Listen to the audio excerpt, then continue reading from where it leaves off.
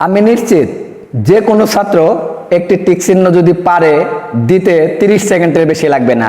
যারা 2027 সালে এসএসসি পরীক্ষা দেবে তাদের জন্য বলছি, আমাদের আজকের টিক চিহ্ন ঢাকা বোর্ড 2026।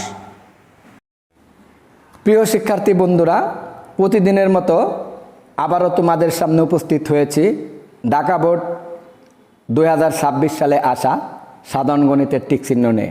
আমাদের আজকের টিক চিহ্ন 3 নাম্বার। দেওয়া আছে tan θ সমান 3/2 হলে cot স্কোয়ার থিটার মান কত। তাহলে খেয়াল করো, এখানে দেওয়া আছে tan θ সমান 3/2। এখান থেকে যদি তুমি এই যে tan θ দেওয়া আছে, এটার নিচে কিন্তু মনে মনে কত আছে? 1 আছে। যে কোনো সংখ্যা দেওয়া থাকলে তার নিচে কিন্তু মনে মনে 1 আছে। এবার আমরা যেটা করব সেটা হলো লবকে হর আর হরকে লব করব। এটা বুঝতে পারছো? এটা আমরা কি করব, যে নিচের 1 উপরে দেব আর উপরের tan θকে নিচে দেব। এদিকে আইসো আমরা নিচের 2কে উপরে দেব এবং উপরের 3কে নিচে দেব।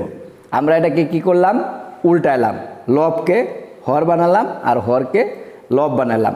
যেহেতু এখানে দেওয়া আছে tan θ সমান সমান 3/2, তাহলে এই টেনের নিচে কিন্তু 1 আছে। তাহলে আমরা 1টা উপরে লিখলাম, tan θকে নিচে লিখলাম। তাহলে এই পাশে আইসো একই কাজ করতে হবে। 2কে উপরে লিখছি আর 3কে নিচে দিয়েছি।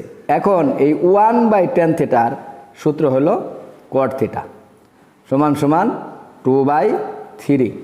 এখন খেয়াল করো, আমাদের কিন্তু cot θ বের হয়ে গেছে। আমাদের বলছে যে cot স্কোয়ার থিটার মান কত।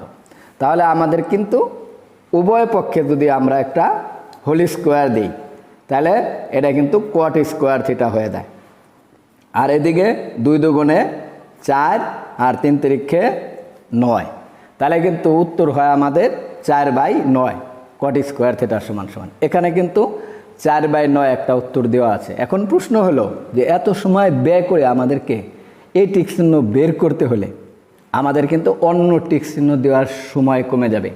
খেয়াল রাখতে হবে মাথায় সব সময় এটাই খেয়াল রাখতে হবে, কম সময়ে কিভাবে দ্রুত টিক চিহ্ন দেওয়া যায়। তাহলে এবার খেয়াল করো, আমরা সেই প্রসেসটা যদি একটু লক্ষ্য করি যে কম সময়ে কিভাবে দেবা। এখানে দেওয়া আছে tan θ সমান 3/2। তাহলে আমরা জানি যে tan θর উল্টা হয়েছে cot θ। তাহলে আমরা এখানে cot θ লিখে ফেলি আর এটাকে উল্টায় দেই, উপরে 2 আর নিচে 3। এরপরে আমরা এখানে কি করব, এই পাশে একটা হোল স্কোয়ার আর এই পাশে একটা হোল স্কোয়ার দিয়ে দেব। তাহলে এটা হবে cot স্কোয়ার থিটা।